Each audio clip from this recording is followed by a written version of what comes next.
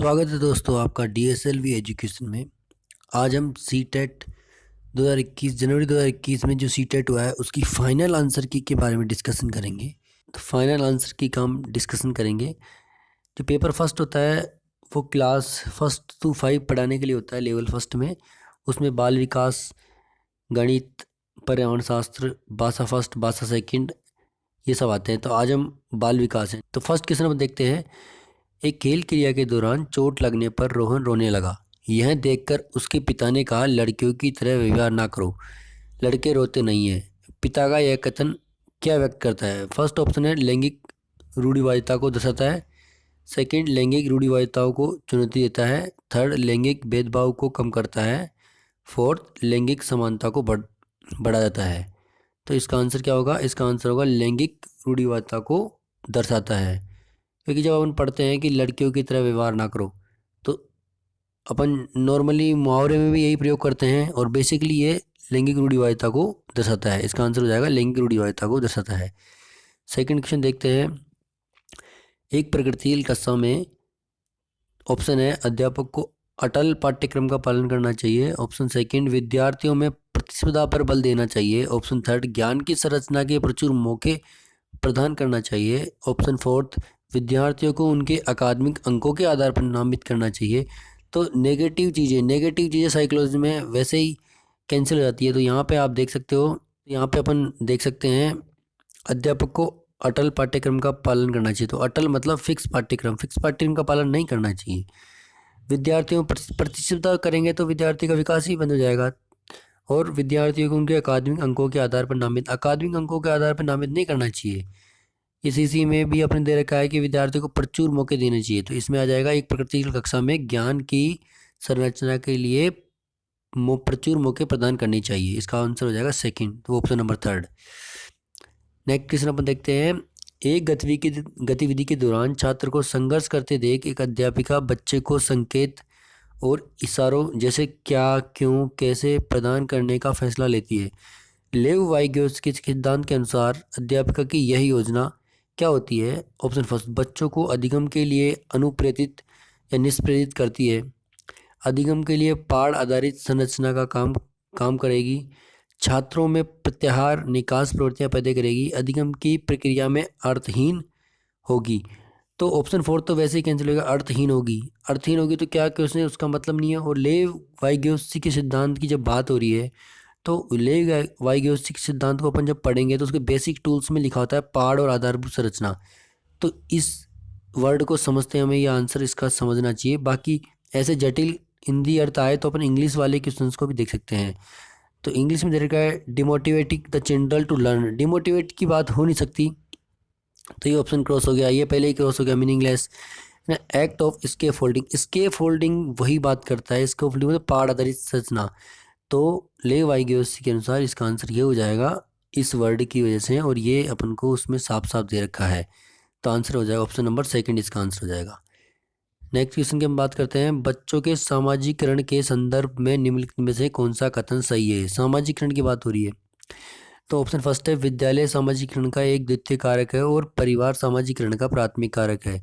विद्यालय सामाजिकरण का एक प्राथमिक कारक है और समकक्षी सामाजिकरण के द्वितीय कारक है। समकक्षी सामाजिकरण के प्राथमिक कारक है और परिवार सामाजिकरण का द्वितीय कारक है।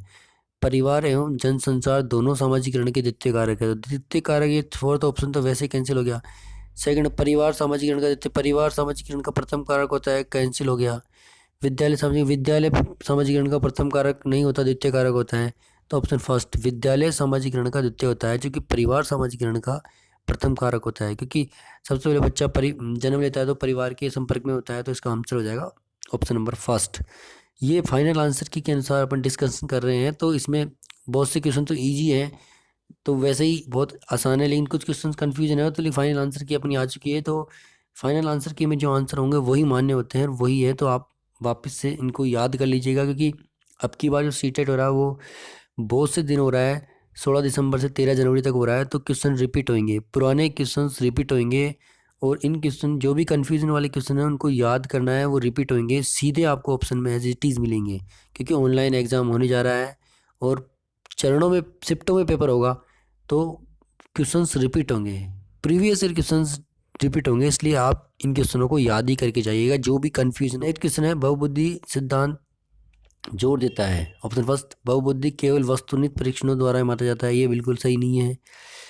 एक आयामी में बुद्धिमत्ता अन्य सभी आयामों में बुद्धिमत्ता निर्धारित करती है, ये भी बिल्कुल सही नहीं है।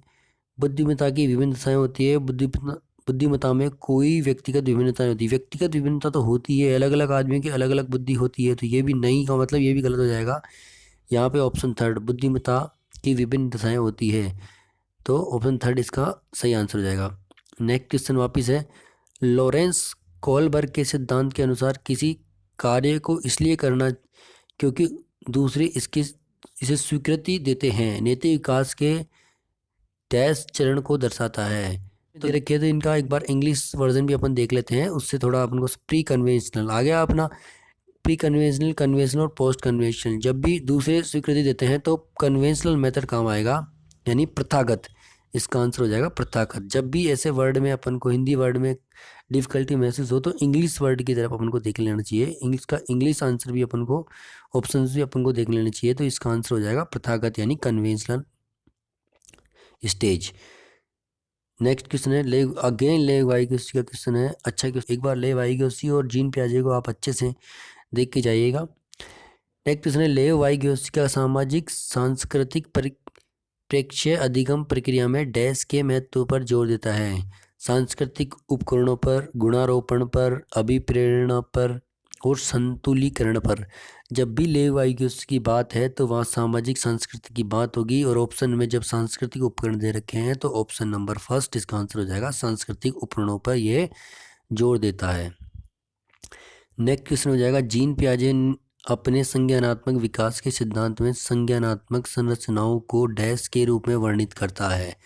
तो जीन पियाजे की बात हो रही है, तो जीन पियाजे ऑप्शन नंबर फर्स्ट देखो, मनोवैज्ञानिक उपकरणों पर, उद्दीपक अनुक्रिया पर, विकास का समीपस्थ क्षेत्र पर। तो विकास का समीपस्थ क्षेत्र तो जीन पियाजे ने इसके ऊपर बात ही नहीं की, तो अपना इसमें ऑप्शन हो जाएगा स्कीमा और मनोवध पर। तो इसका इंग्लिश वर्जन देखेंगे तो और अच्छे से अपन को क्लियर हो जाएगा। स्कीमाज, ओनली स्कीमाज की बात की है तो जीन पियाजे ने स्कीमा पर अधिक बल दिया है, तो इसका आंसर हो जाएगा स्कीमा। बहुत इजी क्वेश्चन है, ऊपर से पूछा है, जीन पियाजे के सिद्धांत से बिल्कुल इजी क्वेश्चन पूछा है। नेक्स्ट क्वेश्चन की बात हो रही है, जीन पियाजे के, देखो बैक टू बैक जीन पियाजे आ रहा है और back to back Lev Vygotsky आया था।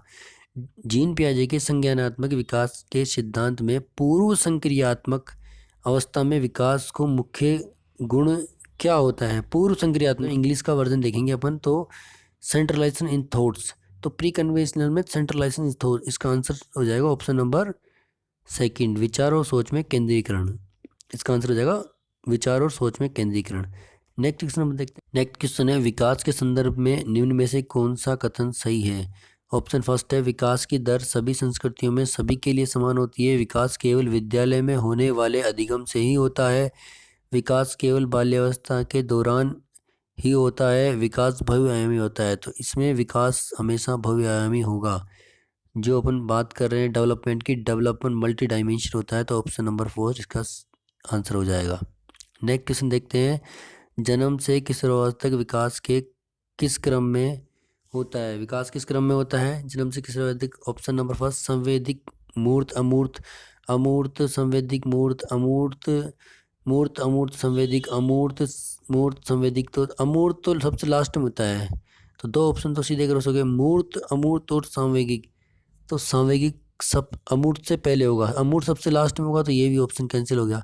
तो अगर अपन को अमूर्त का पता है कि अमूर्त संक्रियात्मक अवस्था कब होती है, तो तीनों ऑप्शन करेक्ट हो गए, कैंसिल हो गए, और वन ऑप्शन ही अपना, फर्स्ट ऑप्शन ही अपन को सांवेगिक, मूर्त और अमूर्त, यही अपना आंसर होगा। नेक्स्ट क्वेश्चन अपन देखते हैं, एक प्रगतिशील कक्षा में व्यक्तिगत विभिन्नताओं को किस प्रकार से देखा जाना चाहिए। अधिगम की प्रक्रिया में बाधा कैसे होगी। बाधा तो बिल्कुल नहीं होगी। अध्यापक के पक्ष पर असफलता, ये नेगेटिव है, हो नहीं सकता। साइकोलॉजी में नेगेटिव क्वेश्चन वैसे नहीं होते। CDP चाइल्ड डेवलपमेंट पेडागोजी में जब भी आप बात करो तो पॉजिटिव माइंडसेट के अनुसार आगे बढ़ो, तो कुछ ऑप्शन तो वैसे एलिमिनेट हो जाएंगे। योग्यता आधारित समूह बनाने का मापदंड, और तो ऑप्शन नंबर 4 इसका आंसर हो जाएगा। अध्यापन अधिगम प्रक्रिया की परियोजना के लिए महत्वपूर्ण है। नेक्स्ट क्वेश्चन, वापिस समावेशी कक्षा का अपन आ गया। एक समावेशी कक्षा में डैश पर जोर देना चाहिए। प्रदर्शन अभिमुखी लक्ष्यों पर अविभेदी समरूपी निर्देशों पर सामाजिक पहचान के आधार पर छात्रों के अलगाव कर नहीं पाएंगे। अलगाव थोड़ा करेंगे, अलग अलग थोड़ा डिवाइड करेंगे उनको। हर बच्चे के सामर्थ्य को अधिकतम, बिल्कुल सामर्थ्य को अपन अधिकतम करने के प्रयास के अवसर अपन को उसको देंगे। ऑप्शन नंबर 4 इसका आंसर हो जाएगा समावेशी कक्षा में। नेक्स्ट क्वेश्चन है, दिव्यांगजन अधिकार अधिनियम 2016 के अनुसार निम्न में से किस शब्दावली का प्रयोग उपयुक्त है?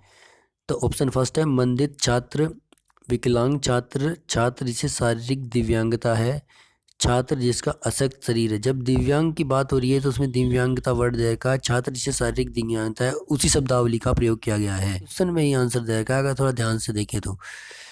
नेक्स्ट क्वेश्चन है, अधिगम कठिनाइयों से जूझते छात्रों की जरूरतों को संबोधित करने के लिए एक अध्यापक को क्या नहीं करना चाहिए? देखो यहाँ पे इसने डैश भी लगाया नहीं पे, तो इसका विशेष ध्यान रखना पड़ेगा हमको।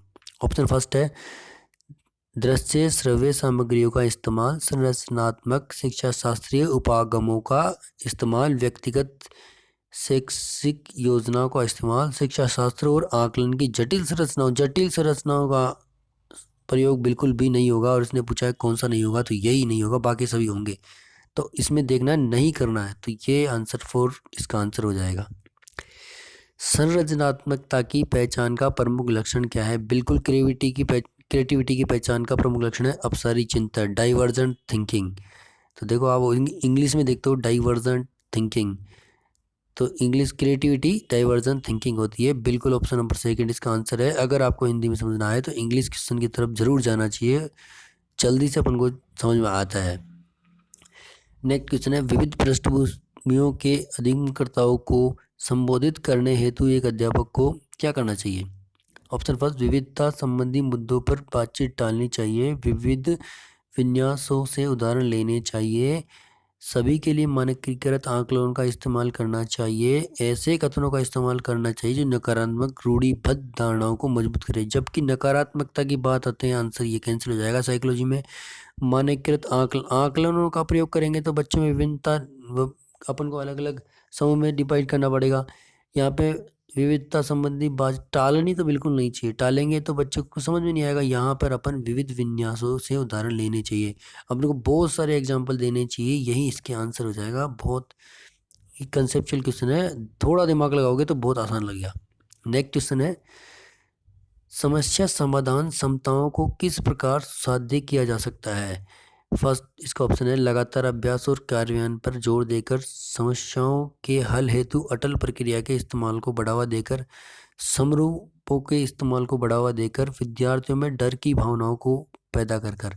तो इसमें अपना ऑप्शन ये भी है, लगातार अभ्यास और क्रियान्वयन पर जोर देकर भी अपन समस्या समाधान क्षमताओं का सुसाध्य कर सकते हैं, समस्याओं के हल हेतु अटल प्रक्रियाओं के इस्तेमाल। लेकिन इसमें बेस्ट ऑप्शन पूछा है। जब भी साइकोलॉजी में अपन करेंगे ऐसे क्वेश्चन आते हैं तो एक बार इंग्लिश की तरफ देख लेना चाहिए अपन को, और बेस्ट ऑप्शन जो सबसे उचित और सटीक हो वो ऑप्शन अपन को चुनना पड़ेगा।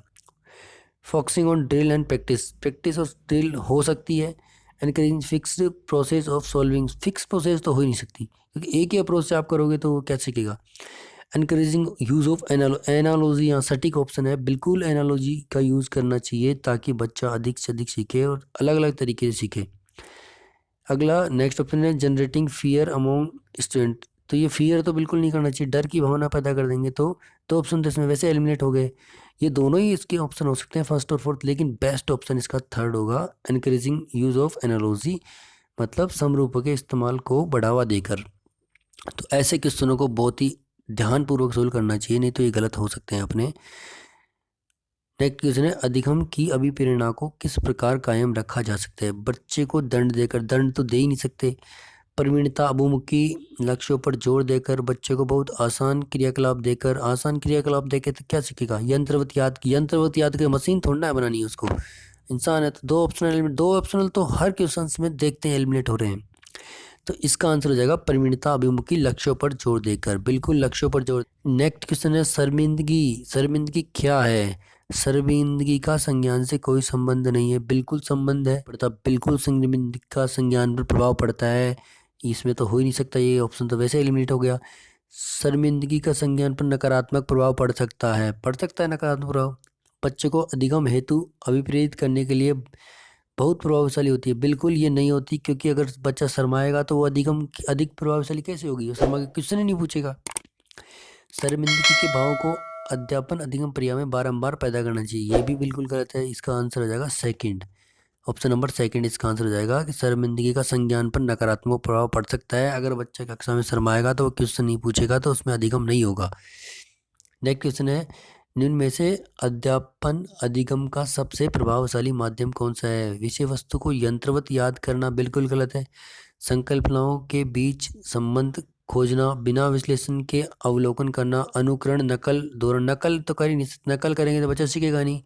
यंत्रवत का याद करेंगे तो नहीं सीखेगा। संकल्पनाओं के बीच संबंध खोजना, संकल्पनाओं के बीच संबंध खोजना इसका आंसर हो जाएगा, ये ऑप्शन नंबर सेकंड।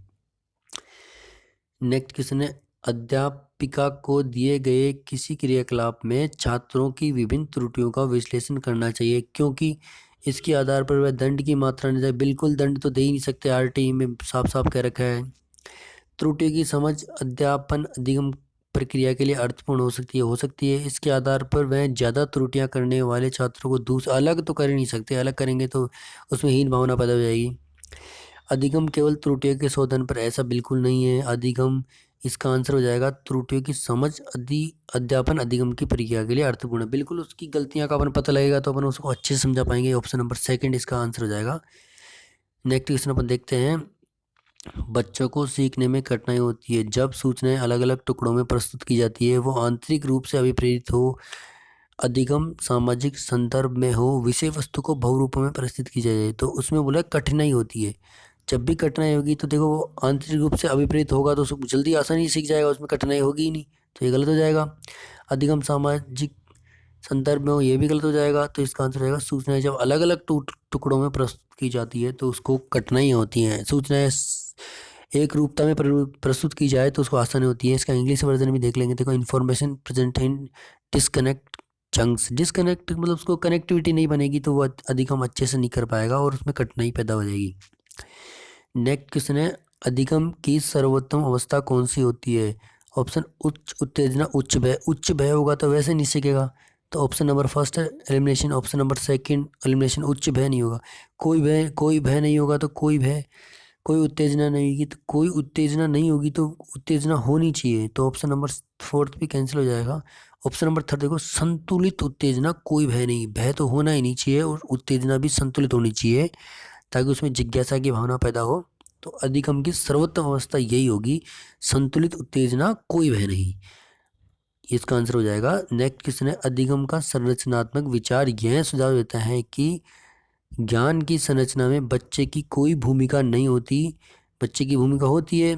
बच्चे पूर्ण रूप से वयस्कों पर निर्भरते हैं, ऐसा बिल्कुल नहीं है। बच्चे खुद भी लर्निंग बाय डूइंग से सीखते हैं। बच्चे सक्रिय भूमिका निभाते हैं। बच्चे पूर्ण रूप से पाठ्यक्रम पर पूर्ण रूप से निर्भर नहीं होते। ऑप्शन नंबर थर्ड इसका आंसर आएगा, बच्चे सक्रिय भूमिका निभाते हैं। अधिगम का संरचनात्मक विकास ये सुझाव देता है कि ज्ञान की संरचना में बच्चे सक्रिय भूमिका निभाते हैं। नेक्स्ट क्वेश्चन है, अधिगम के लिए निम्न में से कौन सी धारणा उपयुक्त है? योग्यता सुधार्य है, योग्यता अटल है, प्रयासों में कोई फर्क नहीं पड़ता, असफलता पर अनियंत्रित है। तो ये ऑप्शन तो वैसे ही कैंसिल हो जाएगा। असफलता अनियंत्रित होती है, ऐसा कुछ नहीं है। प्रयासों में बिल्कुल फर्क पड़ेगा। अब इसके दोनों ऑप्शन अपन इंग्लिश वर्जन एक बार देख लेते हैं, थोड़ा इजी वे में समझ में जाएगा। Ability is improvable, ability is fix. Fix ability तो हो ही नहीं सकती, तो इसका आंसर हो जाएगा एबिलिटी इज इम्प्रूवेबल। तो यहाँ पे अपन इसको पढ़ेंगे, अधिगम योग्यता सुधार्य है, योग्यता बिल्कुल सुधार्य है। अधिगम के लिए योग्यता सुधार्य धारणा उपयुक्त होती है, तो ऑप्शन नंबर फर्स्ट इसका आंसर हो जाएगा। नेक्स्ट क्वेश्चन, निम्न में से कौन सी परिपाटी विद्यार्थियों में संकल्पनात्मक समझ में बढ़ोतरी करने में सहायक है?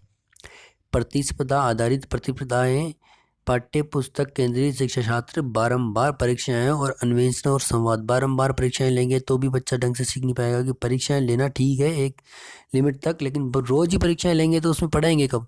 प्रतिस्पर्धा बिल्कुल नहीं कराएंगे। पाठ्य पुस्तक का यूज लेंगे लेकिन उस पर कंप्लीट उस पर केंद्रित डिपेंड तो ना होंगे, तो ऑप्शन नंबर फोर्थ इसका आंसर हो जाएगा, अन्वेषण और संवाद।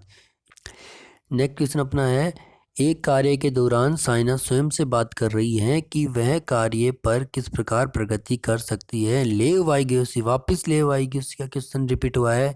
एक कार्य के दौरान साइना स्वयं से बात कर रही है कि वह कार्य पर किस प्रकार प्रगति कर सकती हैं। लेव वाइगोत्स्की के भाषा और चिंतन सोच के बारे में दिए गए विचारों के अनुसार इस तरह का व्यक्तिगत वाक्य क्या दर्शाता है? संज्ञानात्मक अपरिपक्वता, स्वनियमन, आत्मकेंद्रितता, मनोवैज्ञानिक विकार। तो स्वनियमन, खुद से बातें करिए, इसका आंसर हो जाएगा स्वनियमन। ऑप्शन नंबर सेकंड इसका आंसर हो जाएगा। नेक्स्ट क्वेश्चन है, मूल्यांकन पद्धतियों का लक्ष्य होना चाहिए। विद्यार्थियों को नामांकित करना चाहिए। योग्यता आधारित समूह में विद्यार्थियों को विभाजित करना चाहिए। विद्यार्थियों की जरूरतों एवं आवश्यकताओं की पहचान करना। पुरस्कार वितरण हेतु उच्च अंक प्राप्त करने वाले विद्यार्थियों की पहचान करना। ऐसा बिल्कुल नहीं होना चाहिए, बिल्कुल उसको समूह में विभाजित नहीं करना चाहिए। और नामांकन विशेष स्पेशली ये भी नहीं होना चाहिए। ये एक कारण हो सकता है लेकिन कंप्लीट कारण ये नहीं हो सकता है, लक्ष्य बिल्कुल नहीं हो सकता। इसका लक्ष्य, मूल्यांकन पद्धति का लक्ष्य हो सकता है विद्यार्थियों की जरूरतों एवं आवश्यकताओं की पहचान करी जा सकती है। ऑप्शन नंबर थर्ड इसका आंसर हो जाएगा। नेक्स्ट क्वेश्चन है, बच्चों के विकास की व्यक्तिगत विभिन्नता को किस प्रकार प्रत्यारोपित किया जा सकता है? केवल आनुवंशिकता पर, केवल पर्यावरण पर, ना ही आनुवंशिकता और ना ही पर्यावरण पर। आनुवंशिकता और पर्यावरण की पारस्परिकता पर। बिल्कुल आनुवंशिकता और पर्यावरण दोनों की पारस्परिकता भी इसका आंसर हो जाएगा। तो साइकोलॉजी के 30 क्वेश्चन आपने आज डिस्कशन किए। जनवरी 2021 में जो पेपर हुआ था, सीटेट 2020 का जो पेपर जनवरी 2021 में हुआ था, उसके अपन 30 साइकोलॉजी क्वेश्चन की डिस्कशन। और जो पेपर होगा वो शिफ्टों में होगा, कई दिनों तक चलेगा। तो पुराने क्वेश्चंस रिपीट होंगे, प्रीवियस ईयर क्वेश्चंस रिपीट होंगे। अगर आपको ऐसे प्रीवियस ईयर क्वेश्चन चाहिए तो प्लीज़ इस चैनल को लाइक कीजिए, सब्सक्राइब कीजिए और शेयर कीजिए ज़्यादा। जितने इस वीडियो पे लाइक आप करोगे और जितने सब्सक्राइबर बनेंगे उतना मोटिवेशन मेरे को मिलेगा। तो मैं अधिक से अधिक वीडियो अपलोड करूंगा। आपको पूरे प्रीवियस ईयर क्वेश्चन साइकोलॉजी के इस चैनल पे मैं अपलोड कर दूंगा ताकि आप उन क्वेश्चंस को अच्छे से रिवाइज कर सको। ये और इसको अप्रिशिएट कीजिए, शेयर कीजिए, लाइक कीजिए, कमेंट कीजिए और सब चैनल को सब्सक्राइब जरूर कीजिए ताकि मोटिवेशन मिले और मैं रोज़ ऐसे ही वीडियो अपलोड करूँ।